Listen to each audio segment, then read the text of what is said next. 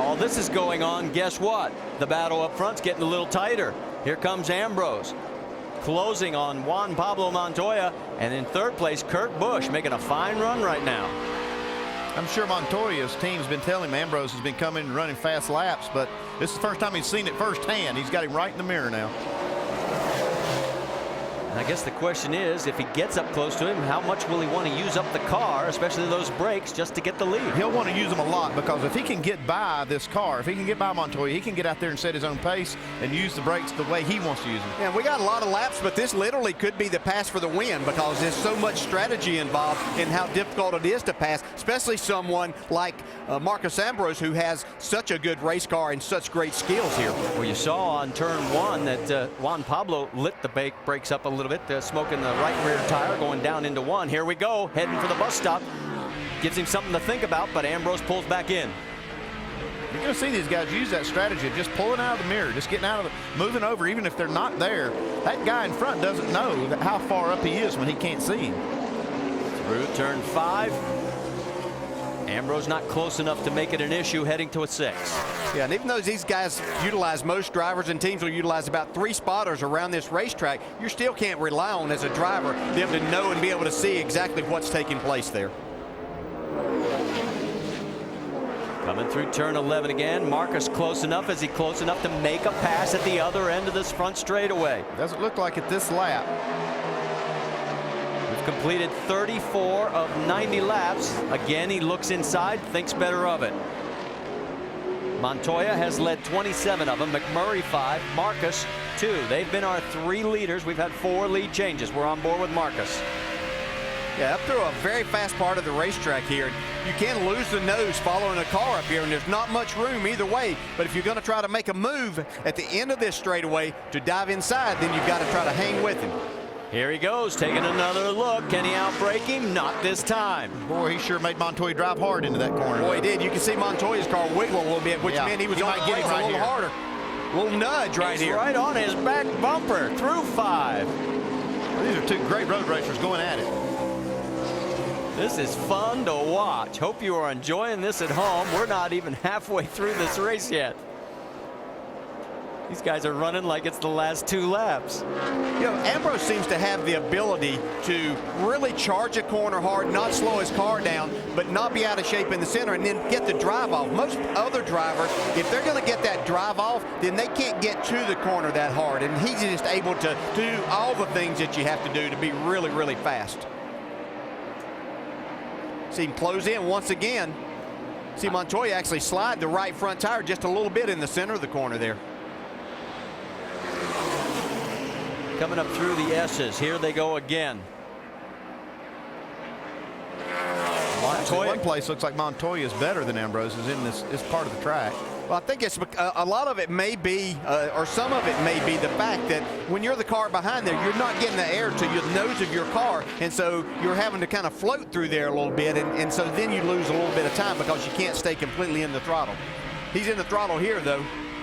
Just to let you know, folks, we're staying on this because this is the best battle on the racetrack. This is the one that's nose to tail, and it just happens. Oh, look at that. Race look lead. at that. Here we go. Off the track. He's going to make a move right here. Montoya knows it, too. You see him trying to block. Here he comes. Can he make it stick? He's looking to the inside. Montoya's having none of it. Okay, if Ambrose get a good run off this corner, he can make that pass in turn 1. Oh, so close to that safer barrier. Montoya got off the corner pretty good, though. Yeah, this makes it so hard when you have 2 guys with just exceptional talent here. Here we go. He takes another look, but again, just not close enough to dive for the corner. Well, that's such a great shot from Ambrose's car to see just how Montoya's driving this thing and he's having to walk it around. It's just loose and he's staying in the throttle. It's like you say, Dale, I think just having that lead really helps Montoya up through the S's. That's probably the fastest part of the racetrack in the corners. While these 2 have been knocking each other tooth and nail, the guy behind, Kurt Busch, is holding station very well. He's not letting those 2 get away from him by that much. No, but even as hard as they're racing each other right here, they're still running the 2 fastest laps on the track, which is pretty amazing. You'd think most of the time, because you're looking in the mirror, if you're the guy in the lead, the guy behind obviously is wanting to try to go, and you might not, you'd be slowing down some, but that's not the case with these 2. While you continue to watch this, let me update you. Behind Kurt Busch in third, it's A.J. Allmendinger fourth, Carl Edwards fifth, Jimmy McMurray sixth, and Greg Biffle in seventh.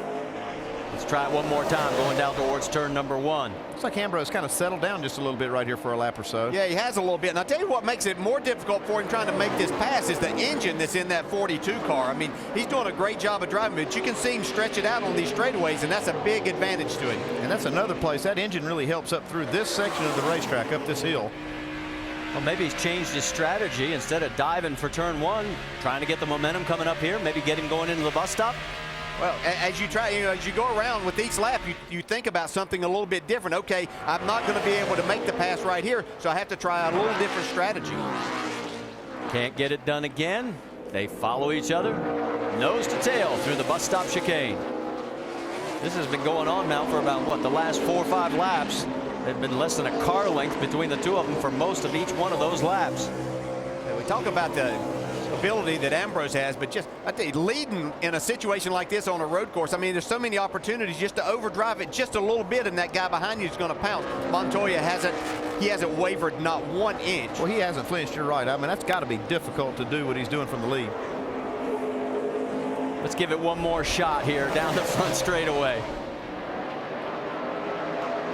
We've been watching this for the better part of 8 minutes right now, and there's another thing maybe we need to think about it. Maybe Marcus is saying, hey, I got to let these brakes breathe a little bit, cool them down, maybe take a little run a little bit later. Yeah, there are definitely some of the times that he has to pull out to cool his engine and his brakes some. Well, I'll let you know as we get ready to head to commercial break. Elliott Sadler had a bit of an off, no contact, no yellow. He's back on track. He's A-OK.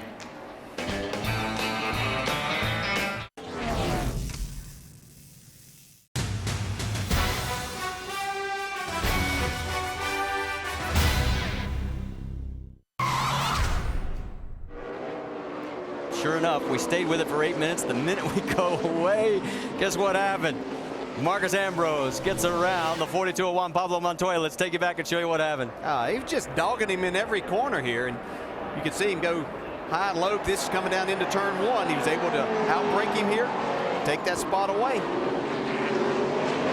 They've been going at each other for so many laps that I think Marcus looked in the mirror, saw that 2 car. You can see right there, he's getting closer. Kurt Busch, he said, I got to go. Yeah, because if the 2 car gets to him, he's got to play defense a little bit. He can't be on the offense nearly as much, so he made things happen. Inner loop now. And we got One's coming in. Bobby Labonte in a very precarious position, right in the middle of the race line. He can't get the car refired. Also, Brad Keselowski, that's coming out towards turn number 6. And we have our second caution.